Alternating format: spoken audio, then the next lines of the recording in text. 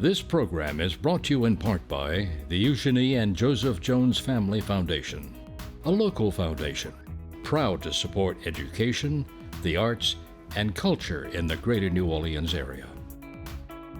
Informed Sources is made possible in part by Susie and Pierre G. Villery. Quiet on the set. Soon we will all be more informed. We appreciate learning more of our region's news and public affairs. Cameras rolling.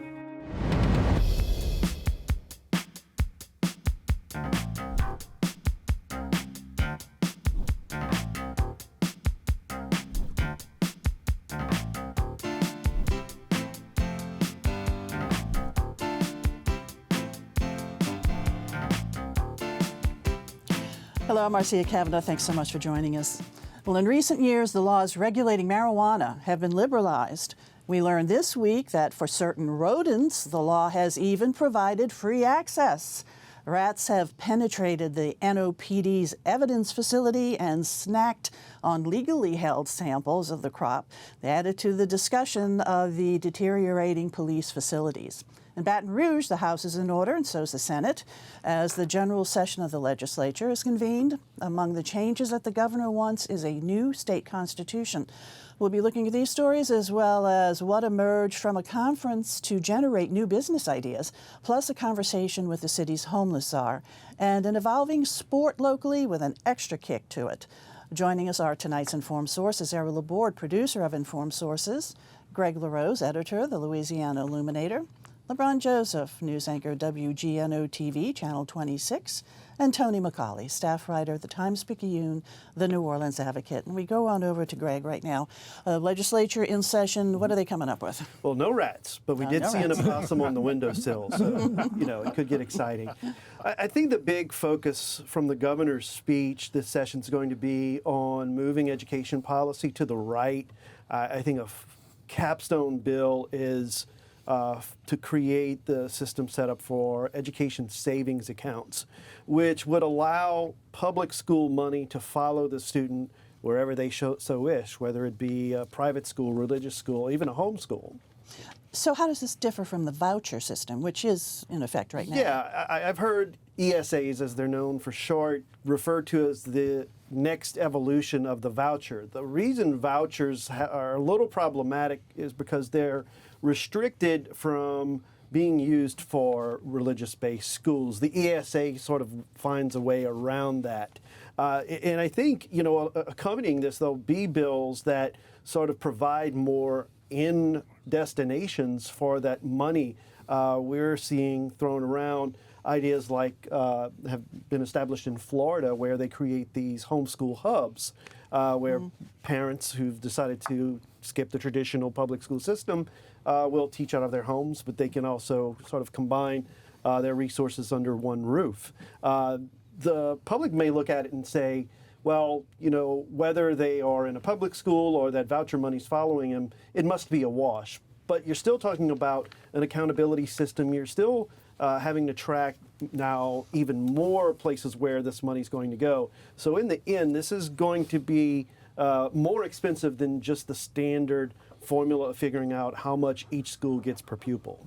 So students that are in private schools right now, the money will follow them if it comes into play, right? The parents could apply for it ultimately. And it's really singled out too. The authors behind all of this want to provide it as a way for special education students. I think they see that as the critical point that's not being addressed in the public school system. So there may be some standard where, I sure wouldn't think that every private school student would be able to qualify for this money to file. But if you have a need that can only be provided through, or, by law, the public school system is supposed to provide those special education students with services. But if it can't, then I think that's what opens the door to use that money in a private school. And so the amount of money that would follow the student is going to be the same for each student? It's a moving target. I think they'll likely base it on school districts, and it'll come into, it's a very complicated formula that they refer to as the MFP. It's based in part on what a local school district raises. And therein lies a little bit of the complication, and also the reason why it could be more expensive to the state is because, say, in a parish like St. Charles or St. Tammany, where the tax base is strong, a lot of that money goes into schools. I don't necessarily know that ESA money would match what would go to the public schools there. So it gets kind of complicated when you get to that route. It does sound like it, but is this expected to pass? I would think so. I think there's a real, obviously the supermajority of Republicans in the legislature are pushing this, and I would expect that it does become law. Very quickly, let's touch on the Sewage and Water Board Task Force. Mm-hmm. They met for the second time last night, and just a quick recap, it's the governor's 14 appointees who are trying to address everything that's going wrong with that utility, from problem billing, drainage, the power issues they've had. Last night's meeting was to address, just basically give the public a chance to air their beefs, and they're the familiar ones, and they all seem to arrive at the same question: how do we pay for this? One thing I think the task force is going to suggest to the governor and lawmakers is that they remove catch basins and the small drain lines that lead to them from the city's control to the Sewage and Water Board, which handles obviously the canals and pump stations. The Sewage and Water Board is fine with that, except there's no dedicated funding for catch basin cleaning. It depends on the city council pulling out of the general fund, and right now there's $10 million that hasn't been moved. The estimate on the low ball end is that it would take $20 million to address all of the catch basins in the city. So task force meets one more time and then they report to the governor? Yeah, that report's going to be due on March 27th, and that obviously would give lawmakers time to consider any new bills. There are already some in there that are going to be filed. That one from Matt Willard would no longer allow the Sewage and Water Board to use estimates from billing. Another one from Stephanie Hilferty would change the makeup to an undetermined form for the board of directors. Okay, now also in the, as far as the legislature is concerned and the governor, he wants to see a new constitutional convention. I mean, a constitutional convention for a new constitution. Yes. And I know he's going to be talking about that in a bit too, but do you see this happening really quickly or what? I don't know how. I mean, we've heard that they want to try and run it parallel to the current legislature. I can't imagine how complicated that would be, even more so to just hold it, I should say equally so, if they adjourn and then come back into session right away. They still have to figure out who's going to take part. And the governor hasn't been crystal clear about what exactly he wants to remove, and I don't know that lawmakers have settled on anything either. And it's something that the public ultimately is going to have to vote on, so we need to be educated about what we're voting on, too. I think there are a lot of folks out there hoping that they put the brakes on this, maybe look perhaps to the fall. I know there's some timelines for getting things on the fall ballot, that we have qualifying in July. Right. So there's a very tight time frame on all of this. And to your point, the public is, I think, got their work cut out for them, just tracking what's going on in the regular legislative session. Right, exactly. So Eve, back to this Constitution. I mean, you wanted to talk a bit about that, the Louisiana Constitution that we have now and what could be changed. Yeah, state constitutions tend to be more complicated because you understand the federal government, everything was created by the states. The country was created by the states. That's why they call it the United States. Okay, and then everything within the states is really created by the states. All the cities, all the villages, everything else. It's all, and so states have a lot of responsibility of fixing things. In Louisiana's case, the current Constitution, which is called the Constitution of 1974, is the 11th Constitution in the state's history. The previous one was 1921. And then what happens is that there are so many things that have to be written in. Anytime any changes need a constitutional amendment, that you're getting to this time that you'd have these elections, there'd be all these proposed amendments, and voters were just saying no. You couldn't have any progress. And there were some things that really needed to be passed. Some didn't, but some did. And so government was getting bogged down, and people ran for governor and said, vote for me, we'll have a constitutional convention. One guy was successful, Edwin Edwards. When Edwin Edwards came in, he said, we need to have a constitutional convention. And he pulled it together. He pulled all the votes together and got everybody. And what they did is that they created a convention, not part of the legislature, but a convention. I think they were elected by the existing, I think, the Senate districts or something. But he whipped this group, he pulled it together. And then finally they had this vote, and then it passed. If Edwards would have quit right there, he'd be remembered as one of the great governors in Louisiana history. And at the time, new Constitution was seen as a model Constitution. I mean, people who study these things, they write, look at Louisiana, look what they've done. You know, they have a model, they streamlined a lot of things. They made the amendment process better. One thing that happened a lot in the state constitution is that the state controlled so much that the municipalities couldn't do anything. And so the municipalities got more flexibility and more freedom. For example, for a long time, well, first of all, judges had long terms, like usually 14-year terms. And if there was a vacancy, the governor appointed a vacancy. And so quite often, a lot of people who were judges were people who were appointed by the governor because the previous judge had died because his term was so long. And so there was really no electoral process. So a lot needed to be fixed. And so it passed. As I recall, the real power force in that Constitution was Jefferson Parish. And of those people, especially one person, Lawrence Shahardy, because the big issue for him was homestead exemption. And there are people who wanted to get rid of that. And he really used Jefferson Parish delegation as the bargaining thing. Okay, you will not vote on this. You got to protect us on the homestead exemption. And so Jefferson Parish had a lot to do with the way that the way it came out. But ultimately it passed. And then all of a sudden, over the next few years, there's more amendments coming up. Not as many as there used to be. I think there's like 100 or so that have come up. But at least it was a step. But people are saying, well, new things need to be fixed now. Yeah, well, it looks like we will be having the Constitutional Convention if the governor gets his way, and it'll be happening sometime this year. I think so, yeah. Okay. And if he makes the deal with Jefferson Parish. Okay. All right, E. and Greg, thanks. All right, LeBron, over to you. Hey. The big story of the week is our high rats. Yeah, our high rats. A quote of the year from our NOPD superintendent, Ann Kirkpatrick, appearing before the council this week to sort of make the case. We found out last week from the CAO of the city that, you know, we're proposing moving NOPD headquarters to the building on Poydras Street, taking over 2 floors. Ann Kirkpatrick appearing this week, and you know, you mentioned the rats. It makes national news, and Because they're eating the marijuana in the evidence room. Marijuana in the evidence room and all. And not only is the NOPD's headquarters in pretty bad shape, she's also making the case that there are problems in some of the districts as well, and other facilities, rooms and everything. The larger picture, according to Gilbert Montano when we spoke last week, because we also asked, okay, if NOPD headquarters moves, does municipal court and traffic court move back to that building? How do we have that without the NOPD headquarters next door? Because they've been out of that building since Hurricane Ida. He says everything's on the table at this point, and they may never move back to that area, which is a big hole in that, you know, grab your Broad Street footprint.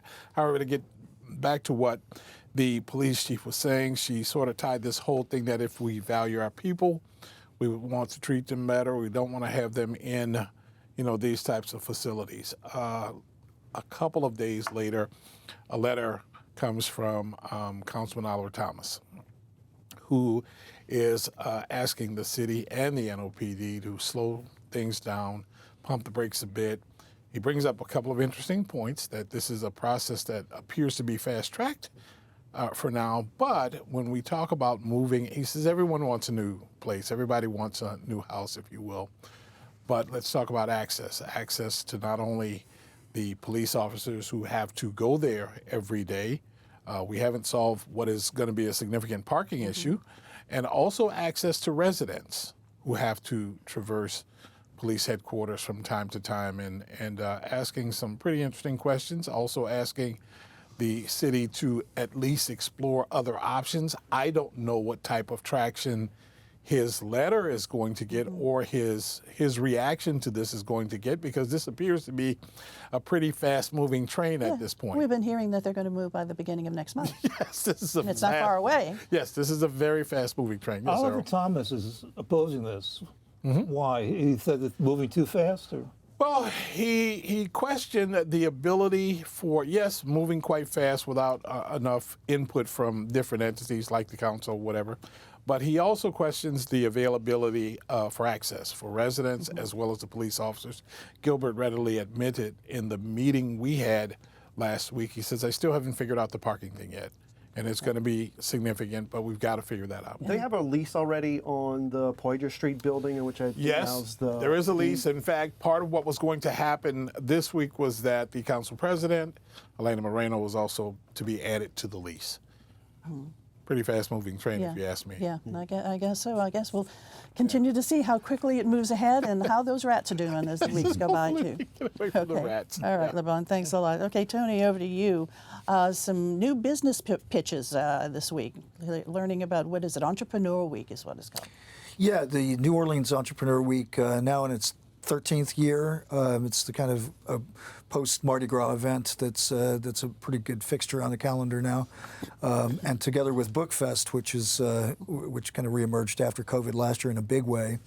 And one of the new things this year for Entrepreneur Week, which is something that kind of grew out of the city's effort to become, Silicon Bayou and to foster new companies, particularly tech companies, fast-growing tech companies that could provide jobs here. The new thing this year is that they're formally hooking up with the Book Fest to try and make this an Ideas Week, and try and get some of that kind of South by Southwest type glamour, or something that you see in Art Basel in Miami, where you have a cultural event tied in with a lot of deal makers that come to town and can do side deals for different types of projects. So we're starting off relatively small here.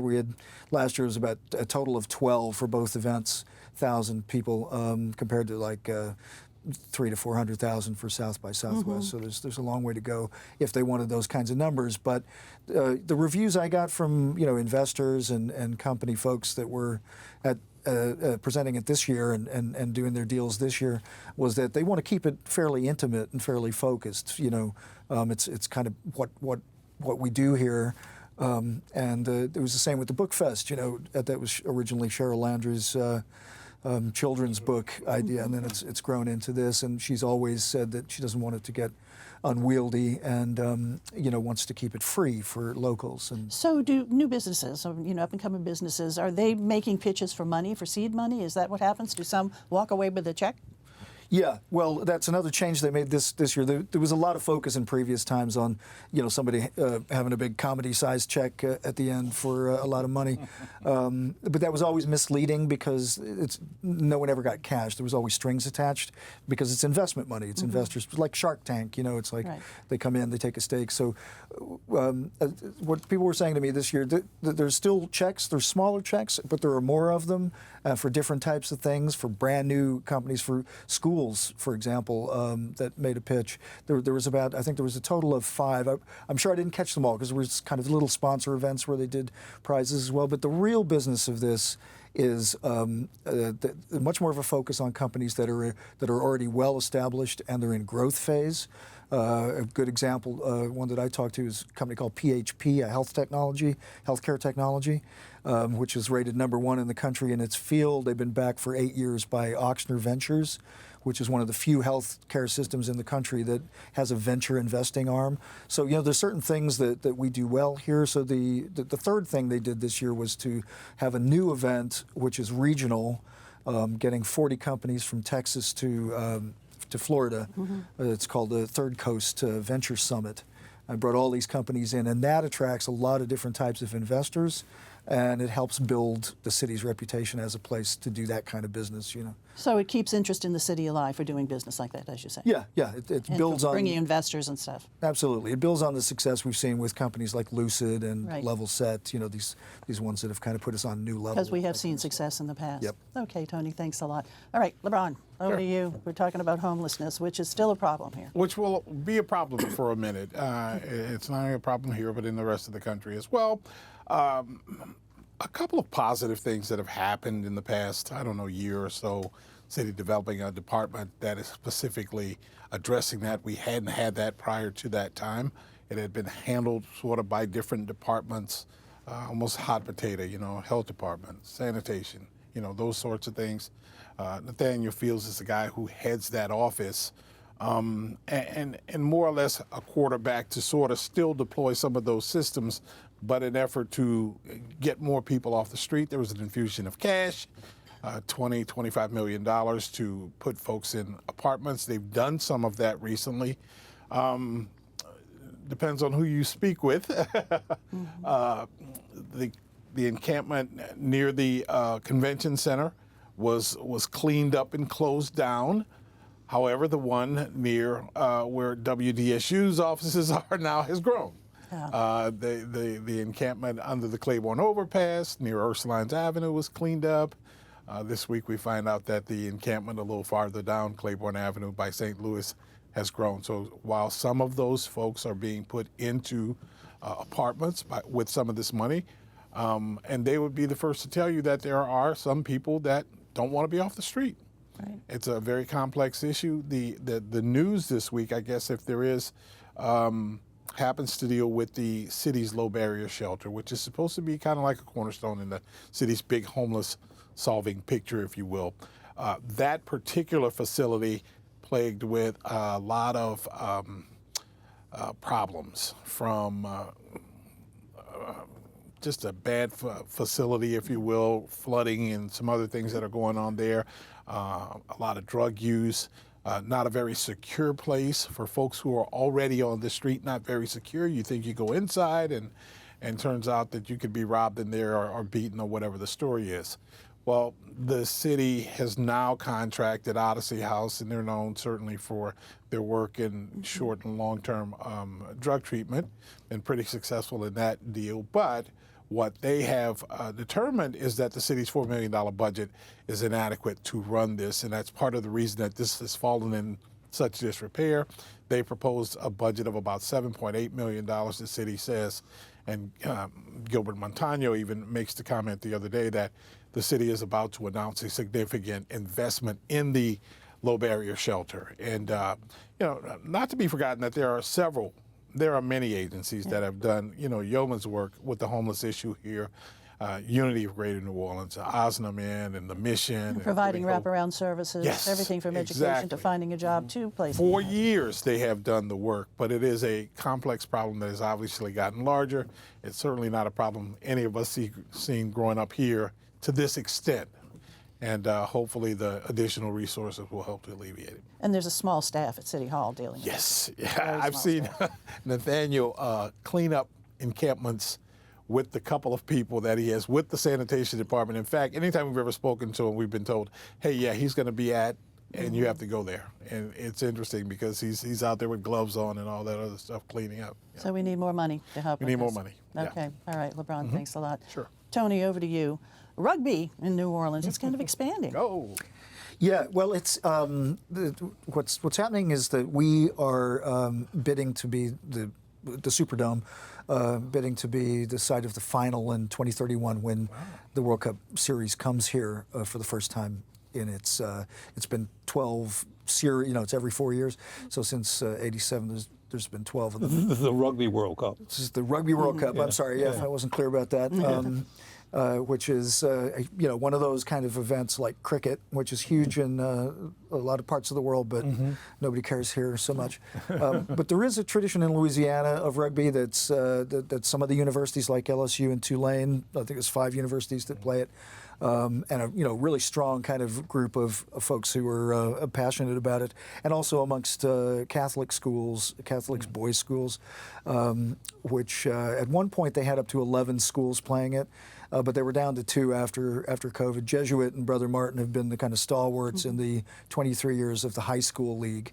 But now what's interesting is the story that I just finished is about they're expanding it to schools that include 2 expansion teams in public schools, Warren Easton and East Jefferson High School.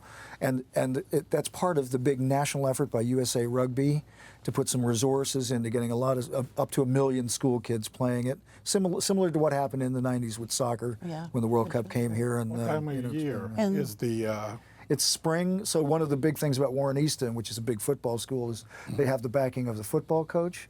Okay. A lot of schools have been resistant, but not in this case. And of course, the Gold plays at the Shrine on Errol. And Nola Gold, I'm sorry. Absolutely. That's another key part of it. Is we're one of 12 Major League Rugby towns. And so they play 8 home games, so their season's gone. And they also supply a lot of coaches. They're intimately involved in expanding the schools every year. All right, we'll be looking for that. All right, guys, before we go to our round table, I want to remind everybody out there of a special Informed Sources program that's going to be coming up next week after our regular program. Here's a little bit more on that. The year was 1984. Edwin Edwards was Louisiana's governor. Dutch Morial was mayor of New Orleans. The World's Fair dominated the headlines. And a new show joined the WYES Friday night lineup to put the week's headlines in perspective. Now, 40 years later, join us for a special look back at local news and newsmakers, the Informed Sources 40th Anniversary Special. And again, that's going to come up next week after our regular 7 o'clock airtime of Informed Sources. That's 7:30. You'll see the 40th Anniversary Special, which Errol and I taped with our panelists early this week, and it's really a great conversation. Good show. Wonderful. Yeah, it really is hard to believe it's been 40 years, and I'm really glad that it has been. Okay, other stories this week. E, over to you. Well, this time of the month is always one of my favorite times because of the St. Patrick and St. Joseph.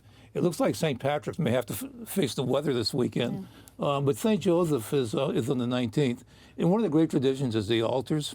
And I've studied altars. We do the altars better than they do in Sicily, in Palermo. We really do. It's because Sicilians brought it here. It's not as much in the shotgun houses of the old grandmas. Now it's more churches and schools. But go and see them. It's worth seeing. It's an interesting culture, worth looking into. And it's a delicious visit too. And people work so hard in preparing all of that wonderful food. So definitely go try the altars. Greg. So lawmakers cannot hold fundraisers during the regular session, but those rules don't apply to the special sessions. We've looked back, and we're going to have an accounting of who was raising money and looking at who the groups are that were hosting those fundraisers. All right, we'll be looking for that. Thanks. Over to you, LeBron. Errol, the altars, Miss Jerry, my dear neighbor, and her buddies from St. Dominic's have been baking cookies all month, so they'll appreciate you mentioning the St. Joseph altars. This weekend's St. Patrick's Day Parade, the Sunday parade, has been rescheduled to April 7th. And this weekend's Super Sunday Mardi Gras Indian celebration has also been canceled. That will be next Sunday on the 24th. Okay, very good. I'm glad they've been able to reschedule. Yes. Tony, over to you. Story I'll be looking at again this week. People are probably sick of hearing about Topgolf, the $40 million facility that's going in down at the River District, and people probably think it's probably about ready to get built at this point, but there's new controversy. They got a key vote coming up at the City Council this week, so interested to see whether that thing will get going. It's pretty much a key to that River District getting started because it's supposed to be a cash cow. And isn't there another golf place like that by the OTP building? I mean, there's a lot of the residents right next to where they're proposing to build this that are up in arms. But also opposition is not only the folks that are involved in a similar one 2 miles away in Broadmoor, but people involved in the neighborhood up there as well who see it as, disrupting a possible economic booster up there. So. Controversy. Golf. How rare to have controversy here in the city of New Orleans. Always controversy. All right, guys. Thanks a lot for being here, and thank you all for joining us. And we'll see you again next week for Informed Sources. Have a good evening.